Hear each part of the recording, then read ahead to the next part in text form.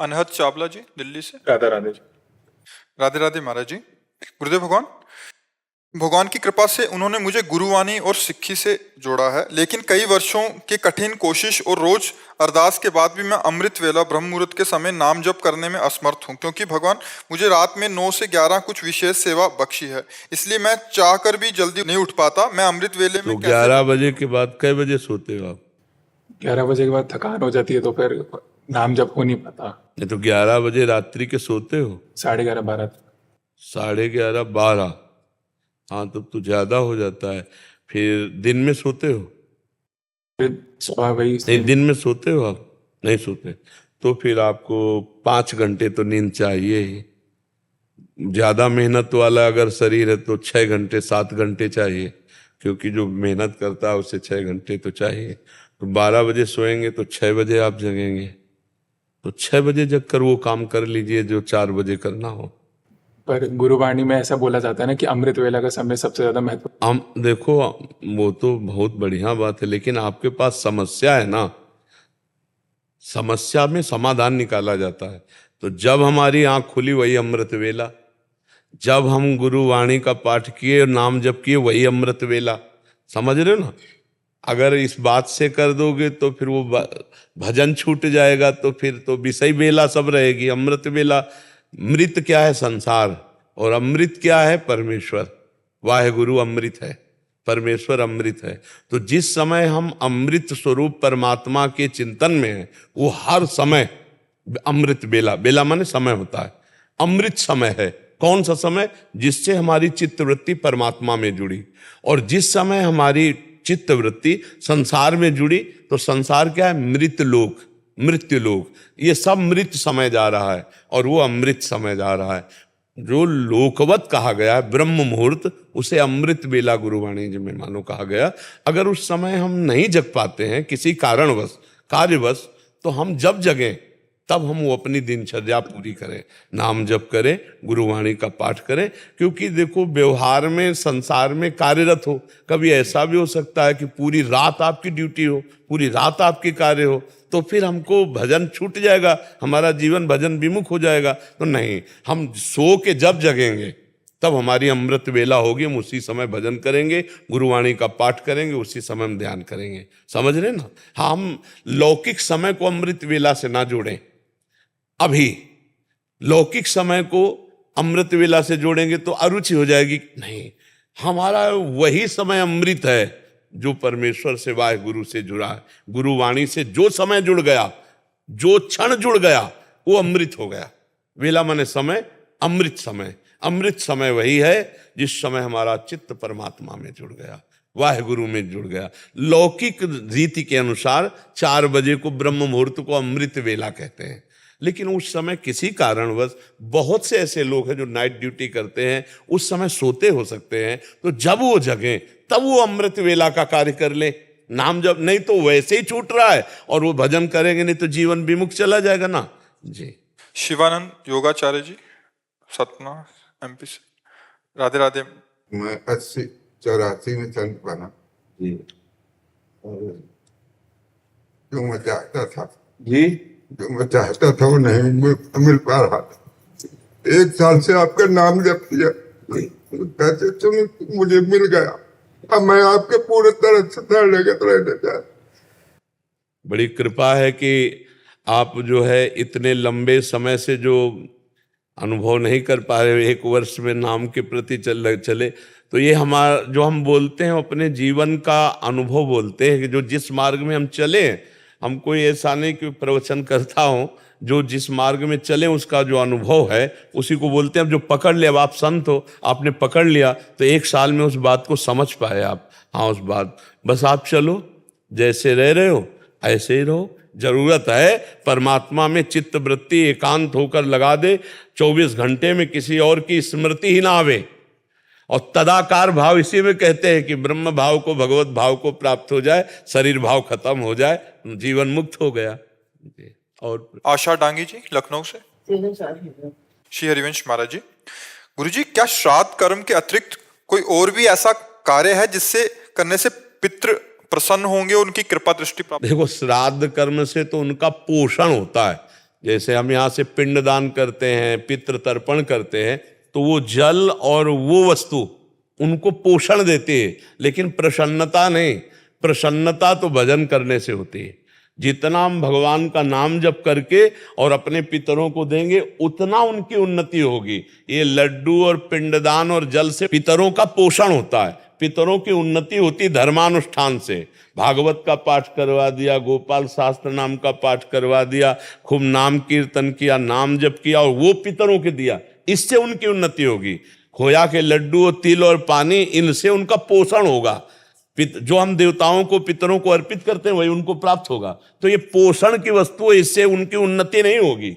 वो अगर वो पितृलोक से परमात्म लोक में जाना है तो उसके लिए ये अनुष्ठान काम करेंगे, भागवती का अनुष्ठान। वो अपने पितरों को दिए जाते हैं, जिससे उनका परम मंगल होता है। समझ पा रहे आप? नीलम कुमारी जी मंडी से। राधे राधे महाराज जी। महाराज जी, मैंने लगभग 4 महीने पहले दिनचर्या नियमावली आपकी कृपा से लिया है। महाराज जी, नियमावली करने से मन में उथल पुथल से हो रही है, और जो उतार चढ़ाव आ रहे हैं, समाज के लोग भी बहुत प्रताड़ित कर रहे हैं, जिससे मन विचलित है। नहीं, समाज के लोग इसमें प्रताड़ित कर रहे हैं क्या? समाज के लोग पर मैं और मेरा बेटा है एक, मुझे अपने बेटे के लिए अर्थ कमाना पड़ता है। ठीक है, तो अब क्या करते हैं, जब से दिनचर्या लिए वो दुश्मन की तरह मुझे देखते हैं। कौन लोग जो मेरे आसपास के हैं। और मुझे क्यों दुश्मन? जब हम किसी का अहित नहीं करते, हम किसी का अमंगल नहीं करते, तो आपको पता कैसे कोई आपको दुश्मन की तरफ देखते हैं?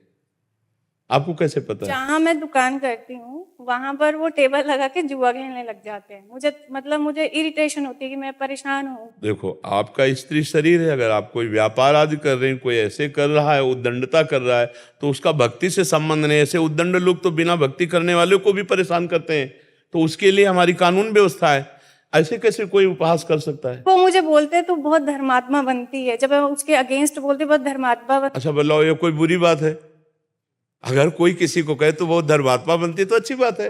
लोग बोलते हैं यहाँ से इस लड़की को निकालो, ये तंत्र मंत्र करती है। तंत्र मंत्र करती है लड़की को, जब निकालो तंत्र हाँ, मंत्र तो मुझे वो छोड़ देगी, निकलो यहाँ। मेरी बात सुनो, एक बार हमने एकांतिक में कहा था, किसी गृहस्थ में उसके पारिवारिक जन उसका भक्ति का विरोध करते हैं और वो भक्ति करना चाहते, तो हमने कहा बाहरी भक्ति का दिखावा मत करो। भक्ति आंतरिक वस्तु है। यदि विरोध हो रहा है भक्ति का, और अंदर से राधा राधा जप रहे, कृष्ण कृष्ण जप रहे, इसको कौन रोक सकता है? और जैसे मान लो गुरु मंत्र ले लिया और तिलक लगाना है, तो हम सूखी रज ले ली मिट्टी, और हमने ऐसे कर लिया सूखी रज की बट्टी, तो तिलक लगेगा भी नहीं, और तिलक लग भी गया। गुरु आज्ञा का पालन हो गया, तिलक लगा और देखने में लगा नहीं। अच्छा, कंठी, अगर कंठ में राधा राधा चल रहा हो, कंठी नहीं है, तो भगवान नहीं जान रहे क्या कि मेरा भक्त है? और कंठी बांधे हो, नाम जप नहीं कर रहे हो, इसी बात में जल रहे हो कि ये दुष्ट मुझे ऐसा कहता है, ये वैसा कहता है, तो भक्ति तो हो ही नहीं रही है।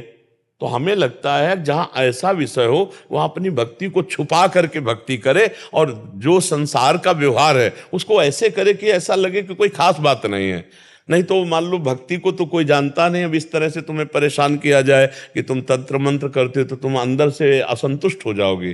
तो हमें लगता है भक्ति गुप्त करनी चाहिए जहाँ ऐसी जगह हो भक्ति, या फिर जैसे मीरा और रत्नावती आदि जैसे उतर पड़ी, इस कोटि की भक्ति तो आपकी है नहीं। तो हमें लगता है दो में एक है, या तो अनन्य होकर मेरे तो गिरधर गोपाल दूसरों न कोई, अब मिट्टियाँ मेट करके दिखा, वो एक अलग, और उतनी शक्ति है नहीं तो फिर अपने को छुपा लेना चाहिए।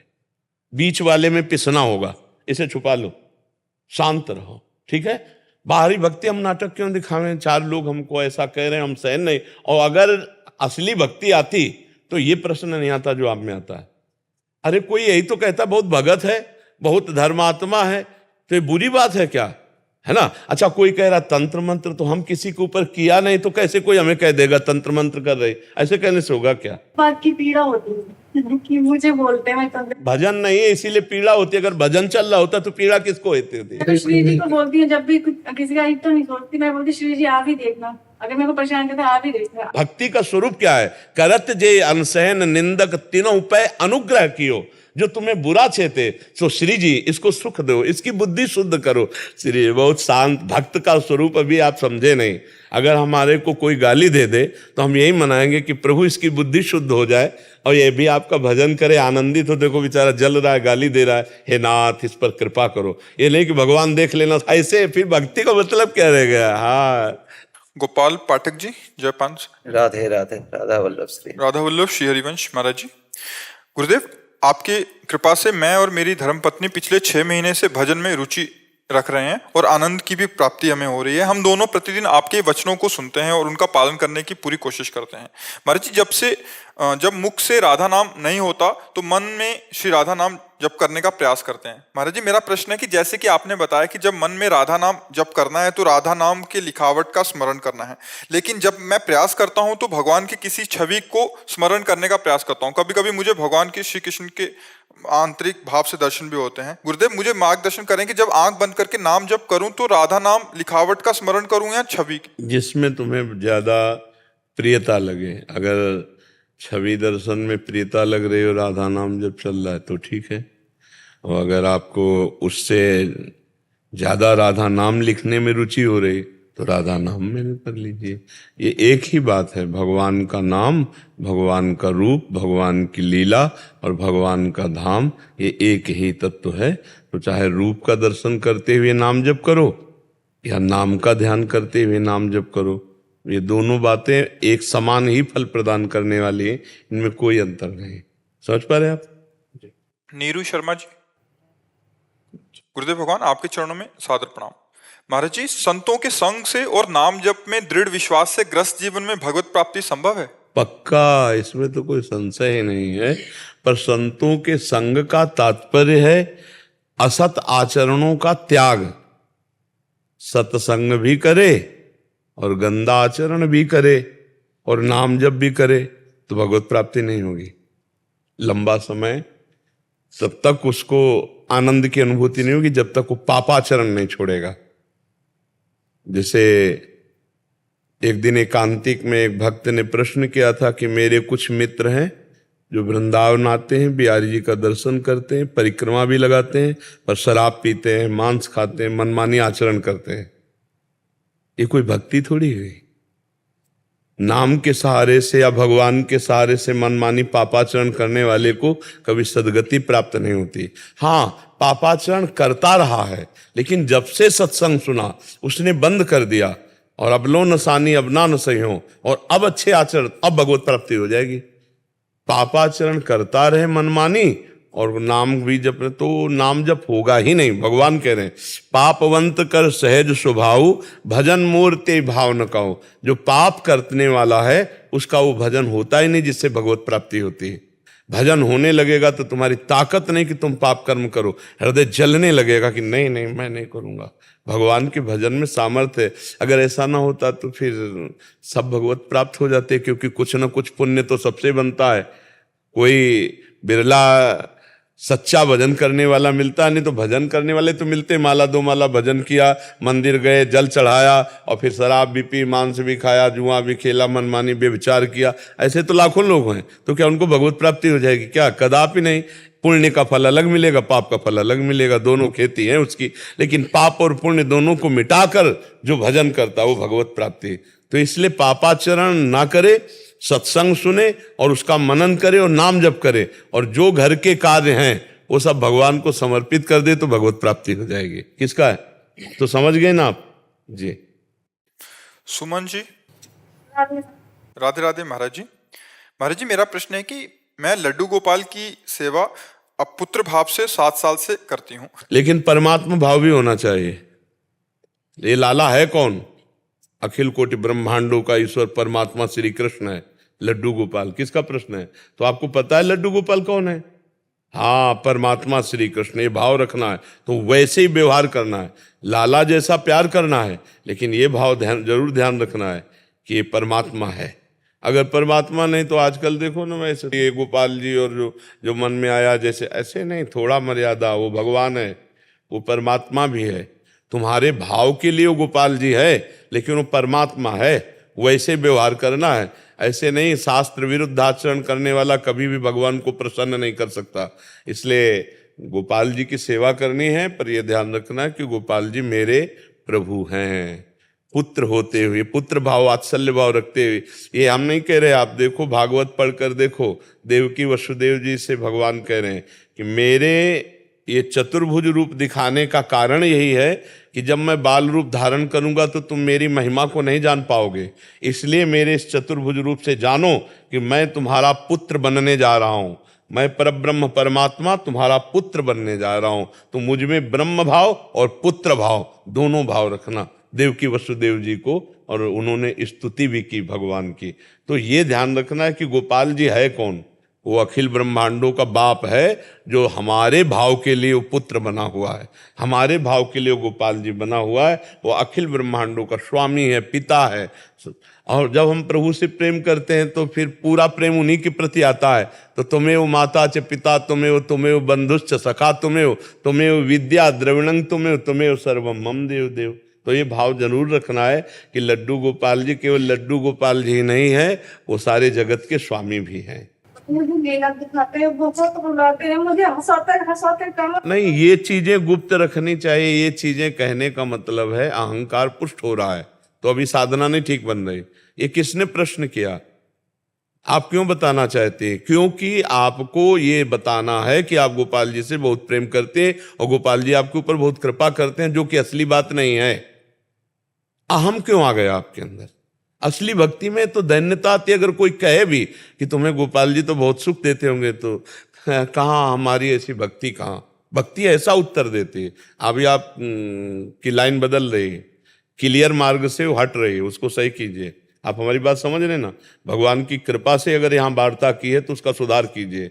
इस बात को आप ओपन क्यों कर रहे हैं? हमने प्रश्न नहीं किया और ये सुनना नहीं चाहते, आप क्यों ओपन कर रहे हैं? क्योंकि अहम ये बताना चाहता है कि मेरी भक्ति मेरे में आ गई है और रंग ला रही, जो कि भक्ति नहीं आई, अहम पुष्ट हो रहा है।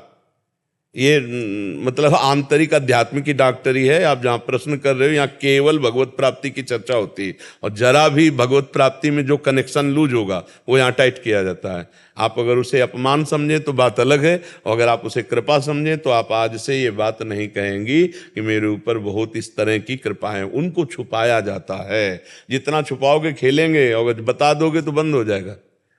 तो काहे को घाटा से है? हमारा लाला हमसे खेलता है, वो तो हमारी बात है। आप सोचो, अपने प्रभु को प्रीतम माने या पुत्र माने या कुछ, ऐसे ही आप अपने पुत्र को दुग्ध पान करा रहे हैं, आप मालिश कर रहे हैं, या ये किसी से व्याख्या करेंगी जाके? क्या अगर कहे जाएंगे तो बोले पगली अपने बच्चे की बात कहती है। तो अपने प्रभु के संबंध की बात, हम उनके दुलार की बात, उनकी कृपा की बात छुपाना है या छपाना है? आज छपाया जा रहा है। वो दूध पिला रहे हैं गोपाल जी को, तो पूरा वीडियो, पूरा पोस्टर सब बन रहा है। ये प्रेम नहीं, ये भक्ति नहीं, इसमें बड़ी हानि है। जो लोग ऐसा करते हैं वो समझ नहीं पा रहे। हम कुछ चीजें ठाकुर जी की दिखाएंगे आपको भक्ति बढ़ाने के लिए आपकी, लेकिन कुछ चीजें हैं जो हमारी पर्सनल है, हम नहीं दिखाएंगे।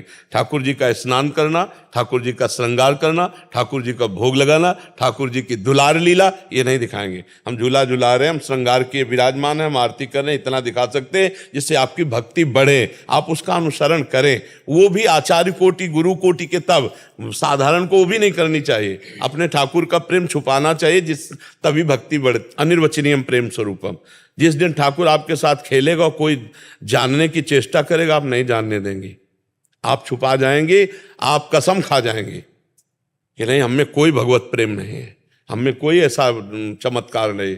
आप रो के कहेंगे मुझ नीच के पास ऐसी कहाँ भक्ति है। जब असलियत में आ जाएगी, हमने असलियत सिद्धों को देखा है जो भगवान के प्रेम में मतवाले छुपा गए, पूरा का पूरा चैप्टर छुपा गए, और दिखाई दे रहा है स्पष्ट कि भगवान के प्रेम के लक्षण। अपने लोग छोटी छोटी बातों को भगवान की ओपन करते हैं, अहंकार पुष्ट होता है, इससे भक्ति क्षीण हो जाती है। इसलिए इस पर सावधान, सब लोग सावधान रहें। भक्ति के भगवत संबंधी अनुभवों को छुपाया जाए, ना कि छपाया जाए।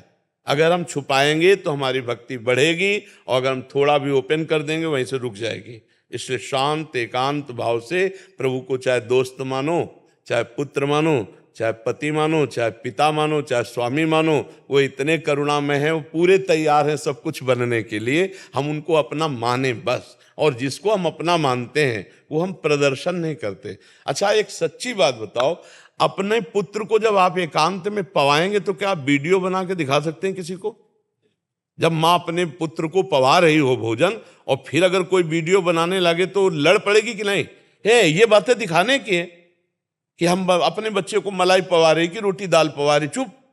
और वैसे ही हम अपने ठाकुर को पर्दा लगा के भोग लगाते ला कि कोई देख ल पावे, फिर हम इसको ओपन क्यों करते हैं? इसका मतलब हमारी भक्ति छपाने वाली है, छिपाने वाली नहीं है। और भक्ति होती छिपाने वाली, छपाने वाला, वो सब नाटक हो जाता है। इसलिए बहुत सावधान रहा जाए तो इसी जन्म में गोपाल जी की कृपा से वास्तविक हमें सुख मिल जाएगा, जो भगवत प्राप्ति है। लक्ष्मण दास जी महाराज काशी से। जी महाराज। राधे राधे महाराज जी, जय सीताराम महाराज जी। महाराज जी, मैं राम मंत्र का अनवर जाप कर रहा था, अखंड जाप कर रहा था। उनका मैं कहीं पढ़ा था कि वो राम मंत्र खड़े से जाप करने से वो राम स्वरूपी हो जाते हैं। ऐसे मेरा भावना बैठ गया था। मैं अनवर जाप करता था और चिंतन भी मेरा हमेशा होता रहता है, यहाँ तक कि मैं अपने आप को समझता था कि राम स्वरूप ही हो गया। मैं भोजन में करता था तो मैं राम जी के मुख में ही डाल रहा हूँ, मैं सेवा भी कर रहा हूँ अपने दरबार, तो राम जी के दरबार हूँ। ऐसे मेरा पूरा भावना हो गया था। कई अलौकिक घटना होती रहती थी, लेकिन किन्हीं कारणों से रुक गया हमारा जी। तो मैं उत्तरकाशी में भगवान दास जी थे, तो उनसे एक बार मिले थे, तो उन्होंने कहा कि एक संत ही ऐसा आपको कृपा कर सकते हो जाएगा। तो किन्हीं कारणों ऐसा मुझे नहीं है, अभ्यास करते रहिए आप, कोई ऐसा संत आपको कृपा करें तो पुनः हो जाएगा ऐसा। तो परेशानी क्या है? ये कह रहे हैं फिर से वैसी स्थिति कैसे आए? वो जो आता तो हाँ, चले जो अलौकिकता थी वो बंद हो गया। वो कोशिश करता हूँ। कोई वैष्णव का अपराध बना है क्या? किसी साधु के प्रति हे भाव आ गया क्या? किसी वैष्णव के दोष दर्शन कर लिए, किसी वैष्णव की निंदा कर ली, ऐसा कुछ हो गया? क्योंकि और किसी कारण से नहीं रुकेगा, या धर्म भ्रष्ट आचरण हो जाना या वैष्णव अपराध बन जाना। इसके अलावा भोजन आदमी इतनी ताकत नहीं है कि भोजन अपवित्र होते ही रुक जाए, ऐसा नहीं है। भोजन तो घंटा 2 घंटा विक्षेप डाल सकता है, अनवरत नहीं। उसके लिए आप देखो कोई अहम जनित ऐसी क्रिया तो नहीं हो गई शास्त्र विरुद्ध, किसी वैष्णव के प्रति अपराध तो नहीं बन गया। थोड़ा सा भी अगर वैष्णव के प्रति हे भाव आएगा तो रुक जाएगा। पक्की बात है, खुद अनुभव की बातें हैं। अगर किसी संत वैष्णव के प्रति थोड़ा भी आपने विचार किया, जरा भी किसी के प्रति दोष भाव आ जाएगा तो फिर ये रुक जाएगा। ऐसा अपने राम के नज़र में ऐसे कोई नहीं है, परंतु हो सकता है नहीं, इसको खोजना पड़ेगा और मन से उन वैष्णव से क्षमा मांगनी पड़ेगी। तो आप ऐसा करो, हम जो वचन बोल रहे हैं उनको बोलना। हे विश्व के व्यक्त अव्यक्त संत जनों, हमारे द्वारा जाने अनजाने में शारीरिक, मानसिक, वाचिक जो भी अपराध बन गया हो वो क्षमा करो। हे विश्व के व्यक्त अव्यक्त संत जनों, हमारे जाने अनजाने में जो भी अपराध बन गया हो क्षमा करो। प्रभु, हमारे इष्ट के भजन में जो बाधा पड़ी है उसे दूर कर दो, या हमें प्रायश्चित बता दो कि हम उसका प्रायश्चित क्या करें। करुणा करो, हमारा भजन पुनः चल जाए। ऐसा एकांत में आप समस्त संतों को प्रणाम करके ऐसा करना। और जिसकी छवि आ जाए, झांकी आ जाए और ध्यान आवे कि हमने इसको ये कहा, तो तुरंत अगर वो विराजमान हो तो उनके पास जाके क्षमा मांग लो, नहीं तो मन से क्षमा मांग लो, फिर भजन चलने लगेगा। अन्यथा ऐसे नहीं रुकता है, ऐसे वैष्णव अपराध बन जाता है और बड़ा सूक्ष्म होता है वैष्णव अपराध। तो ये जो आपकी स्थिति है, ये कोई खान पान से या ऐसे साधारण से नहीं, कोई वैष्णव अपराध बन गया। जैसे हरिराम व्यास जी महाराज थे ना, तो उन्होंने कहा कि व्यास जी तो निर्गुणिया संत हैं, वृंदावन के नित्य विहार रस का, तो भजन बंद हो गया, लीला बंद हो गई हरिराम व्यास जी की। तो उन्होंने अपने गुरुदेव हरिवंश महाप्रभु से कहा, तो हरिवंश महाप्रभु ने कहा प्रभु के किसी निज जन का अपराध बन गया, इसीलिए लीला बंद हो गई। अब उन्होंने कहा प्रभु अपराध तो हम किसी से मिलते नहीं, करते नहीं। जब ध्यान आया तो उनका प्रभु बात बात में ऐसा कह दिया, बोले यहाँ अपराध बन गया, जाओ यमुना किनारे एकांत बैठकर रो और कबीरदास जी से प्रार्थना। तो जब प्रार्थना की तो यमुना की धारा से कबीरदास जी प्रकट हो गए और फिर उन्होंने जब क्षमा किया तब लीला चली। तो इस पर देख लीजिए और प्रभु से प्रार्थना कीजिए, हमें विश्वास है जरूर कृपा करेंगे। भगवान करुणा में और उनसे भी ज़्यादा करुणा में भक्तजन है। भगवान के तो प्रेम के वपू हैं। मोरे मन प्रभु अस विश्वासा, राम ते अधिक राम कर दासा। तो जरूर भजन, और बहुत सावधानी से, कभी अपने अंदर जो भजन चल रहा हो किसी से बताना नहीं। यहाँ तो परिस्थितिवश बताया है, कभी बताना नहीं। अपने को सबसे छोटा समझना, अपने भजन को गुप्त रखना, अपने अनुभवों को गुप्त रखना, तब आगे चल पाओगे। और अगर अपने अनुभव बता दोगे तो भी रुक जाएगा,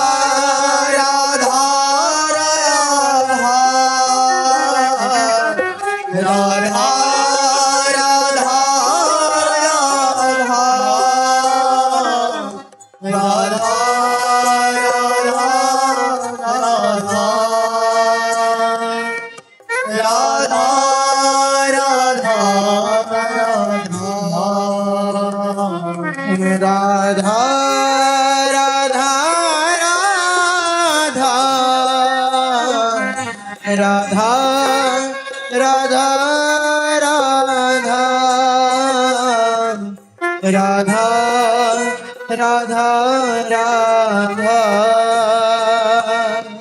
राधा राधा राधा राधा